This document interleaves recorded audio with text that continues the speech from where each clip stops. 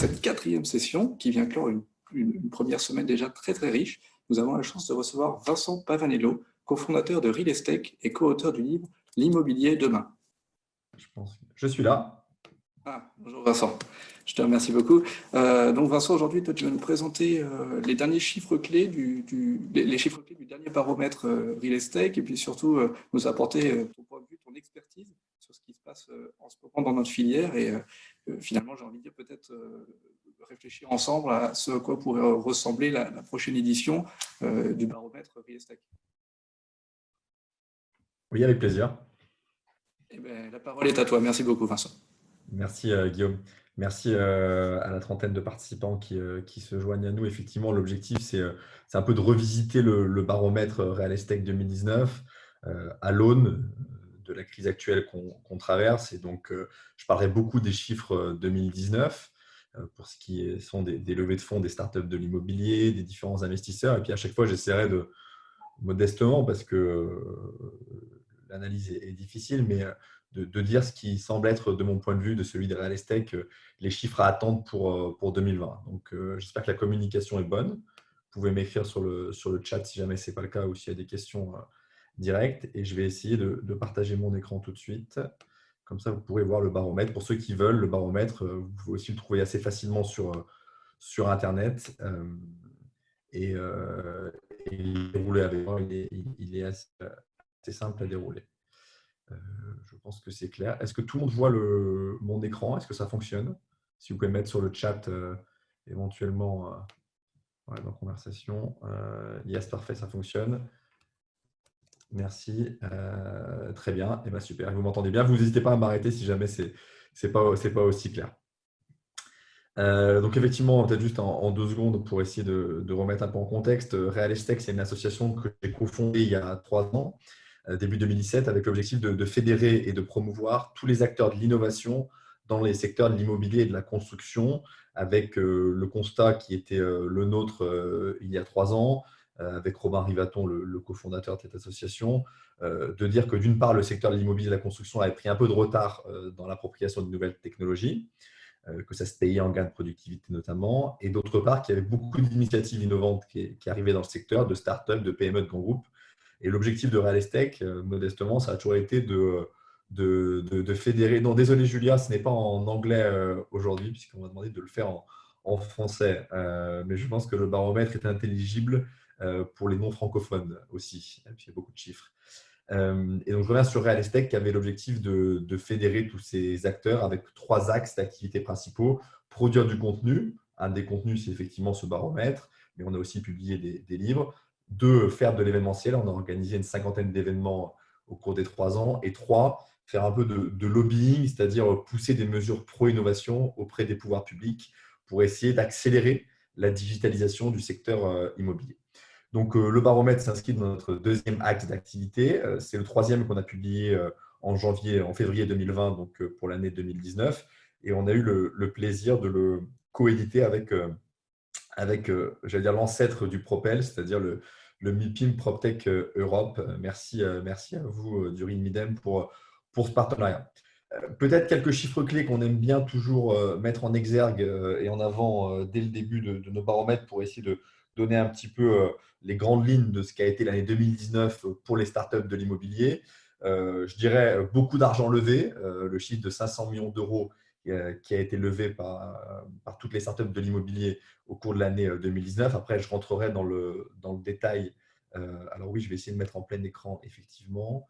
Est-ce que… alors non.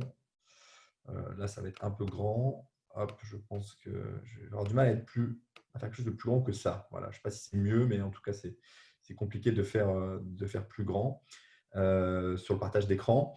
Donc, beaucoup d'argent levé. On verra et on expliquera pourquoi et on essaiera aussi de se demander ce qu'il en sera pour 2020. Un nombre de startups aussi important, 400 acteurs à peu près en France.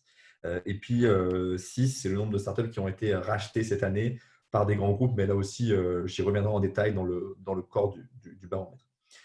Je passe rapidement, vous pourrez lire l'édito de Bernard Michel, qui est le président de notre association, qui donne un peu là aussi quelques éléments, mais j'essaye d'aller au plus vite sur les chiffres qui vous intéressent. Et la première information sur l'écosystème français des startups de l'immobilier, c'est qu'on a globalement moins de créations en 2019 qu'on en avait eu en 2018, de nouvelles créations de startups. Et déjà en 2018, on en avait eu moins qu'en 2017. Et la tendance pour 2020, je l'amènerai, c'est qu'à mon avis, on va être sur des chiffres similaires à 2019. Ce qu'on observe, c'est que la plupart des startups de l'immobilier, qu'elles soient sur la construction, sur les services, ont été créées globalement entre 2015 et 2017, ce qui correspond au fond à la première vague de la PropTech où beaucoup d'acteurs se sont lancés.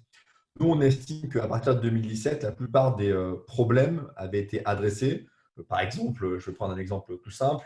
On sait qu'on a un gros problème de coordination sur les chantiers entre les différents corps d'État.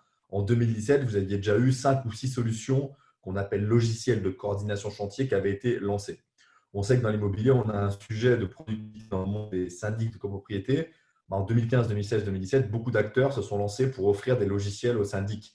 Et donc, on estime qu'après 2017, la majorité des thèmes avaient été abordés et c'est pourquoi il y a moins de création. Alors pour 2020, ce qu'il y a à prévoir, je pense que s'il n'y avait pas eu la crise actuelle, on aurait eu, j'allais dire, encore une diminution du nombre de créations, peut-être une quinzaine de créations.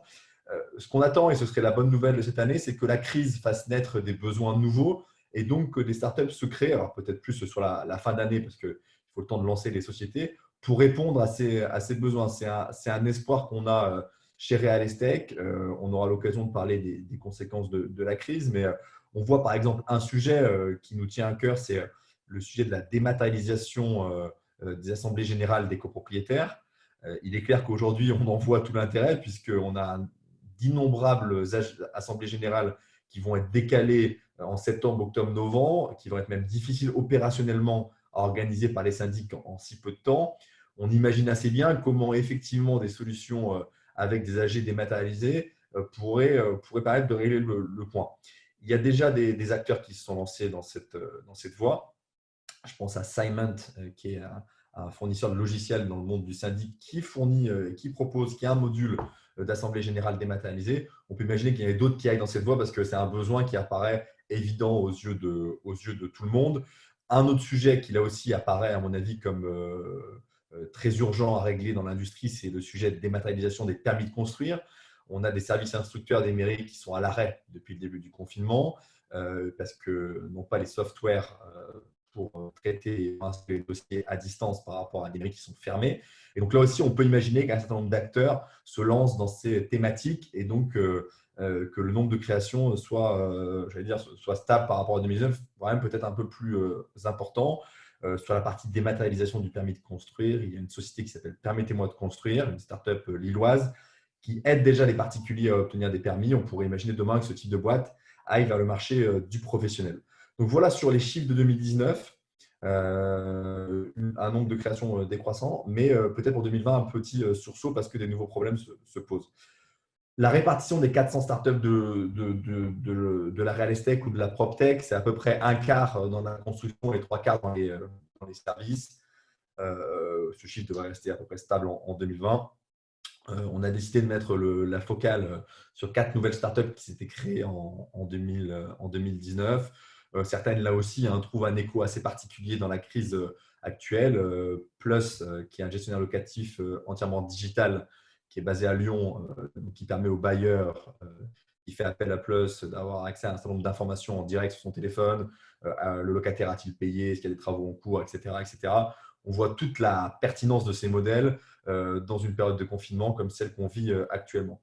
Ipton, c'est une société, un opérateur, disons, de tiers-lieux, d'espaces de coworking, qui là aussi s'est beaucoup développé sur l'année 2019. Je réponds à la question de Yann Olivier. Sur le site de Real Estate, normalement, vous pouvez télécharger le baromètre 2019. Donc, realestate.eu, vous descendez un peu, vous scrollez un peu et vous pouvez normalement télécharger le baromètre. Et on vous demande simplement une adresse email pour avoir un suivi de qui le télécharge. Je vous le mets. Hop. Je vous mets l'adresse dans la conversation pour ceux qui seraient intéressés. Voilà. Voilà, et d'autres startups, Virgile aussi, qui est une startup qu'on suit beaucoup, qui aide les propriétaires, enfin les accédants à financer leur apport. Pour le simplifier, vous voulez acheter un bien qui vaut 100, vous avez un prêt à hauteur de 90. D'ailleurs, je pense qu'après la crise, on aura du mal à avoir ces effets de levier-là, d'où l'intérêt de Virgin. Mais disons, dans le monde d'avant, on avait un financement bancaire à 90.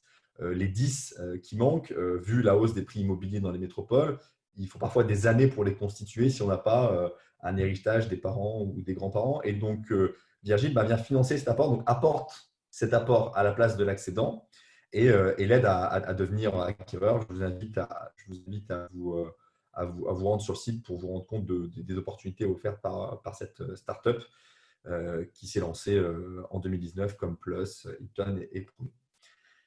Le deuxième point important à retenir de ce qui s'est passé en 2019, et puis pour éclairer un peu ce qu'on attend pour 2020, c'est que les levées de fonds, donc l'ensemble de l'argent qui est investi dans ces 400 startups, a vraiment explosé. C'est-à-dire, vous voyez sur le graphique comme moi, on est passé d'environ 200 millions d'euros à 500 millions d'euros qui ont été levés. Alors, pour les gens qui suivent la PropTech de près, c'est clair pour vous, mais je préfère le rappeler. Dans les 500 millions, il y a un gros effet déformateur de Miro, puisque Miro a levé 200 millions d'euros, et donc ça vient forcément tordre un peu le chiffre de 500. Même si on neutralise l'effet Miro, donc on enlève les 200 millions d'euros qui ont été levés par Miro en 2019, et on enlève aussi les 50 millions d'euros levés par Miro en 2018, on voit que la somme est quand même passée de 150 à 300, et donc ça fait une croissance de 100%. Donc il y a une évolution très forte qu'on observe des levées de fonds et qui se concentre, c'est peut-être ce qui est intéressant aussi, plutôt sur la partie growth que sur la partie early stage.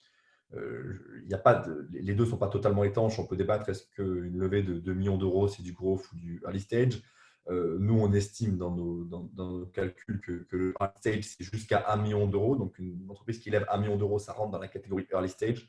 Et tout ce qu'il y a au-dessus, c'est pour nous du growth. Et on voit que l'argent investi en early stage, il est relativement stable entre 2017, 2018, 2019 et que l'écart se fait sur la partie growth, ce qui est plutôt une bonne nouvelle. C'est-à-dire que certaines des startups qui avaient levé en early stage en 2017-2018, aujourd'hui lèvent des tours de table plus importants et donc à ce titre-là font grossir la taille de ce périmètre des growth et ça témoigne tout de même d'une certaine maturité de l'écosystème. C'est bien d'avoir 400 startups, c'est bien d'avoir une émulation, plein d'acteurs. Je pense qu'il faut aussi un moment qu'un certain nombre de ces acteurs deviennent plus gros, prennent des parts de marché importantes et pour ça, il faut un peu de capitaux.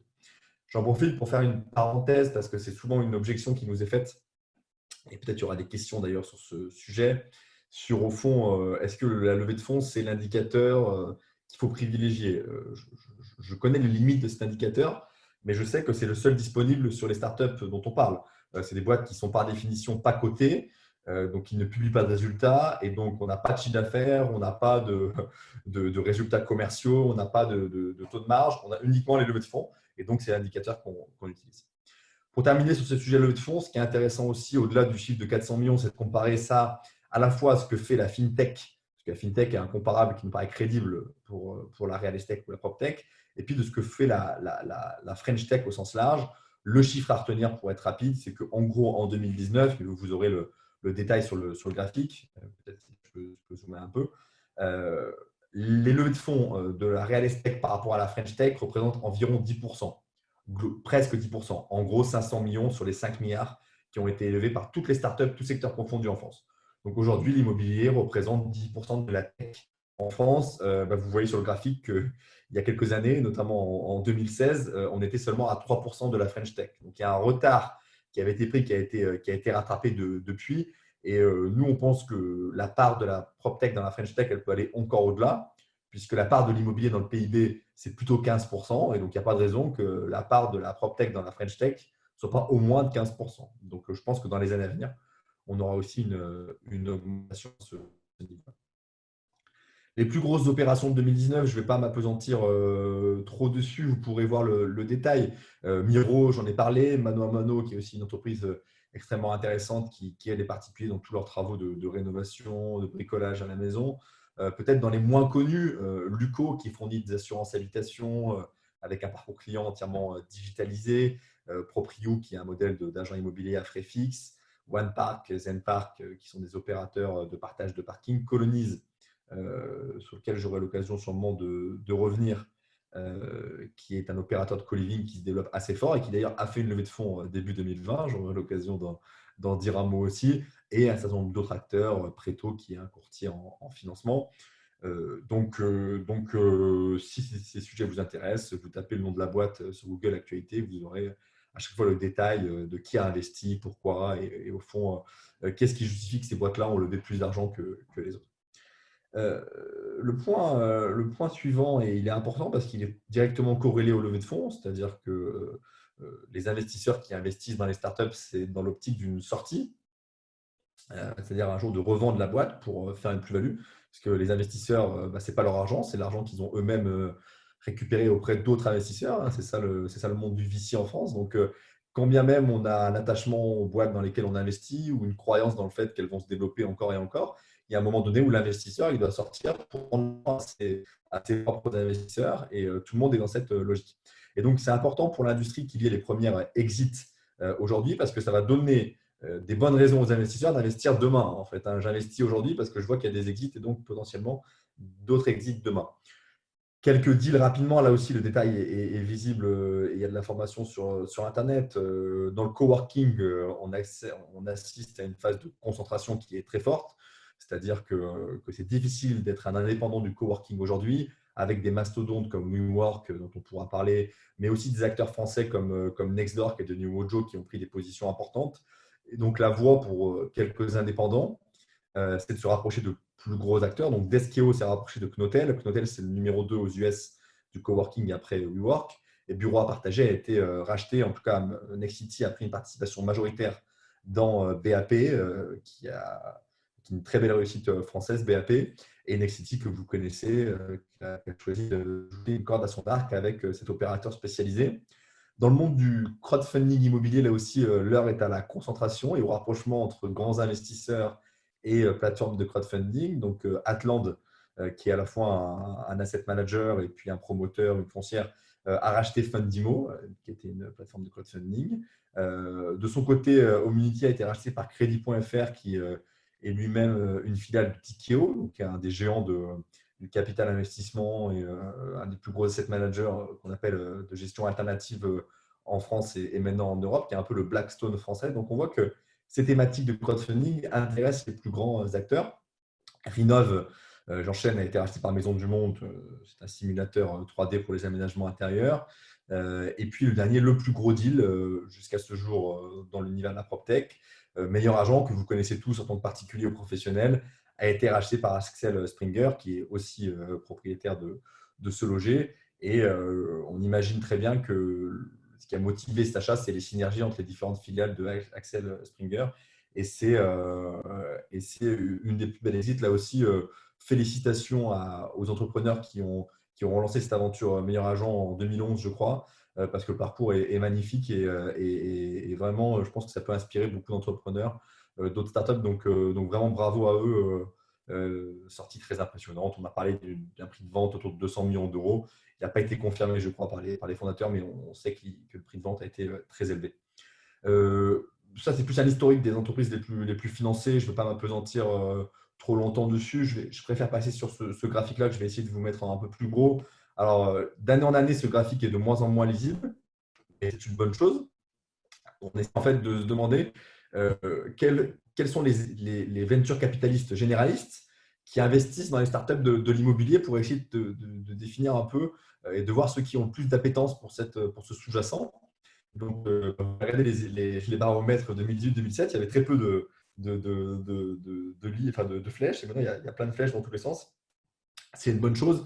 Je ne vais pas faire les lignes une par une. Ce qu'on peut voir quand même, c'est que les acteurs les plus dynamiques, évidemment, on retrouve Kima Venture, hein, qui est le bras armé de VC de Xavier Niel, qui a investi dans presque une dizaine de PropTech. Donc, on sent qu'il y a une appétence particulière et le fait que j'allais dire un optimisme quant à la digitalisation de cette industrie chez Kima Venture. Idinvest, dans lequel officie maintenant mon compère Robin Rivaton, qui est le cofondateur de Real Estate. Robin est parti chez Idinvest et Idinvest avant faisait déjà beaucoup de PropTech. Je pense qu'ils vont en faire d'autant plus maintenant. Partech a fait un certain nombre de deals, Serena. Enfin, aujourd'hui, on compte très peu de fonds généralistes dans lesquels il n'y a pas au moins une entreprise du portefeuille qui fait partie de l'univers PropTech. Donc, autant il y a 2-3 ans, on avait coutume de dire, et c'était vrai, que les VC généralistes boudaient un petit peu la PropTech parce que c'est un secteur très réglementé, avec des cycles de vente très longs. Aujourd'hui, on n'est plus du tout dans ce cas de figure et le plafond de verre a été cassé et les PropTech sont plus que bienvenus chez les VC généralistes. Donc là aussi, c'est un appel que je lance à l'ensemble des acteurs de la PropTech, des startups. Allez voir des venture capitalistes généralistes. Allez aussi voir, et je fais petite promotion personnelle, des VC plus spécialistes parce que avec le flux d'investissement qu'on a maintenant chaque année dans la PropTech, il y a un certain nombre de véhicules dédiés au financement des PropTech qui sont lancés. Alors, il y en a un qui s'appelle Axeléo, qui a été lancé à Lyon, une équipe de grande qualité qui investit plutôt en seed. Et puis, il y a un véhicule qui est lancé chez LBO France, auquel je contribue fortement, qui va investir plutôt dans des séries A, série B de PropTech. Donc là aussi, si vous êtes une PropTech, que vous envisagez de faire une série A, série B dans les 12 mois à venir, écrivez-moi avec plaisir, écrivez à Axeléo ou écrivez aux VC généralistes qui se feront un plaisir d'étudier votre dossier. Voilà, je passe assez vite parce que je crois que mon temps de parole imparti est bientôt consommé. Et puis pour prendre quelques questions, quelques investissements d'entreprise dans les startups, ce n'est pas forcément le plus structurant, mais vous pouvez regarder et notamment les intérêts. Là aussi, on a un graphique qui résume au fond ce qui sont à ce jour les participations, donc pas les acquisitions, mais les participations des corporates dans les startups. Ces corporates peuvent être des grands noms du secteur, hein, des Nexity, Bouygues Immobilier, Foncia, mais aussi des PME comme Ideal Group ou disons Groupe Duval qui est entre la PME et le grand groupe. Vous avez l'idée, n'hésitez pas à le consulter. J'en profite également pour remercier nos adhérents sans qui ce serait difficile de produire ce type de contenu. Donc, je les remercie, qu'ils soient promoteurs, constructeurs, investisseurs et puis nos startups adhérentes. Voilà pour ce que je voulais dire. Je prends évidemment des questions s'il y en a sur le baromètre. J'imagine qu'il y a aussi peut-être des questions sur l'impact de la crise actuelle sur cet écosystème PropTech. Là aussi, j'y répondrai avec plaisir. Vous pouvez, dans le chat, poser les questions que vous voulez pour compléter ce qui a été dit sur le baromètre ou pour aborder d'autres sujets liés à l'impact de la crise. Voilà. Merci beaucoup, Vincent. Merci beaucoup. Alors, on a déjà les premières questions. Tu as une question. La première question qui était posée, c'est d'avoir ton conseil, ce que tu préconises comme fonds pour une levée en seed. Alors, c'est normal que je ne vois pas les questions, moi? C'est pas forcément normal, mais je sais pas, c'est par le système de Q&A. Mais en tout cas, voilà, je t'en fais part en attendant. Alors, c'est bon, je l'ai. C'est juste que ce n'était pas la même fenêtre, puisque j'avais la fenêtre où on communiquait tous deux. Alors, quel fonds préconises-tu en levée en seed? Déjà, j'ai plutôt tendance à recommander, si c'est possible, au moins 2 fonds, parce que parfois, les fonds apportent des choses différentes. C'est pas mal d'en avoir 2. Par exemple, en seed, je pense que c'est une très bonne idée d'avoir un acteur plus spécialisé, type Axeléo, qui a un fonds pour faire que des PropTech, et aussi peut-être plus un généraliste, parce que j'essaie d'aller en même temps là. Parce que je pense qu'un Partech, un Kima Venture, un Partech fait un peu moins de seed, mais un Kima Venture qui fait pas mal de seed, je dirais qu'un alliage entre un Kima Venture et un VC spécialisé est la bonne équipe. Et d'ailleurs, à la place d'un VC spécialisé, un business angel qui aurait une grande connaissance des rouages du secteur immobilier me paraît là aussi être un peu la dream team des investisseurs que vous devez rechercher. Pour réussir une PropTech, il faut bien connaître l'immobilier et bien connaître la tech. Il y a quand même ces deux éléments. Donc voilà ce que je recommanderais. Je serais en revanche je déconseillerais franchement d'aller voir les corporates dont j'ai parlé plus bas pour un investissement en seed. Les startups sont trop jeunes, pas assez matures pour être dans le giron d'un grand groupe. Je pense que l'investissement d'un grand groupe, il se justifie, si jamais on considère qu'il se justifie, plutôt plus tard. Voilà pour le Sweet Dream en seed. Nicolas Kozoubek, qui dirige Propel, pour ceux qui ne le connaissent pas, demande sur le ralentissement de l'activité des grands groupes dans le domaine de l'investissement direct ou indirect dans la PropTech en sortie de crise.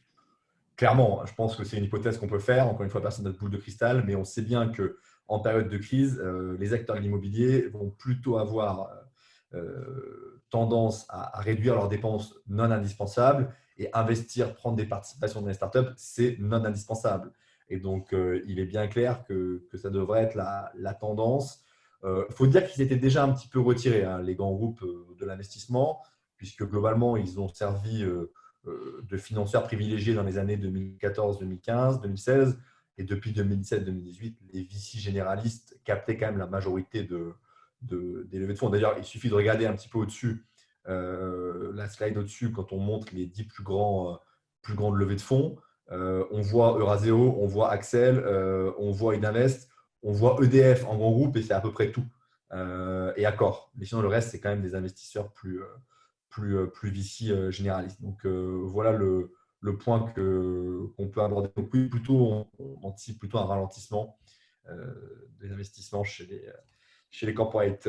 Guillaume Ensuk qui me demande l'arrivée des VC internationaux. Oui, on a eu vent effectivement ces derniers mois de l'arrivée de certains VC internationaux.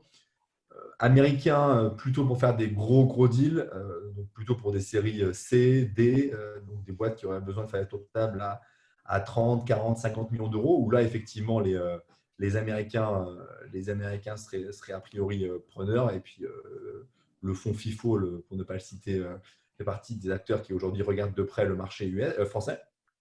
Tant mieux, ça veut dire qu'on a des startups qui correspondent à leurs attentes. Et comme FIFO est un fonds très successful, on peut s'en réjouir. Je crois qu'il y a d'autres projets aussi d'Allemagne, d'Europe de l'Est qui arrivent, mais pour l'instant, on n'a pas vu de deal vraiment structurant de ces boîtes-là. Est-ce que la crise modifie le profil des startups que les VC étudient? Oui, clairement. Et ce n'est pas très original ce que je vais dire. Cette crise-là, elle donne une vraie prime et un vrai avantage au modèle de revenus récurrents par rapport à ceux qui n'ont pas des modèles récurrents. Donc, plutôt business de stock versus les business de flux. Je vais prendre un exemple tout simple que tout le monde va bien comprendre. Vous êtes aujourd'hui un gestionnaire locatif ou un syndic de copropriété. Vous ne gagnez pas de nouveaux clients parce qu'il n'y a pas d'AG et puis il n'y a pas de commercial. Mais globalement, vous avez vos revenus récurrents qui tombent chaque mois. Et donc, ces modèles-là, je pense que les VC vont leur donner auront un intérêt particulier pour ces boîtes-là.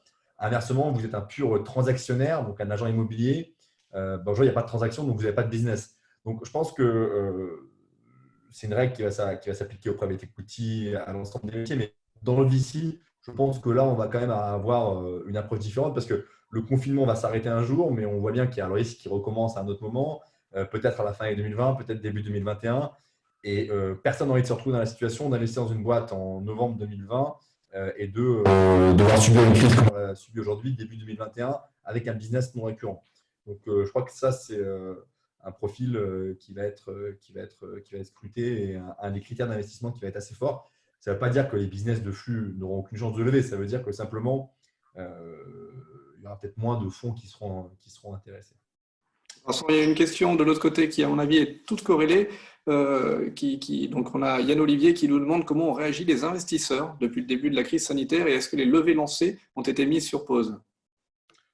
Alors, le cas général, après il y a des exceptions. Le cas général, c'est que les investisseurs en période de crise se concentrent sur les entreprises de leur portefeuille et ne font pas de nouveaux investissements.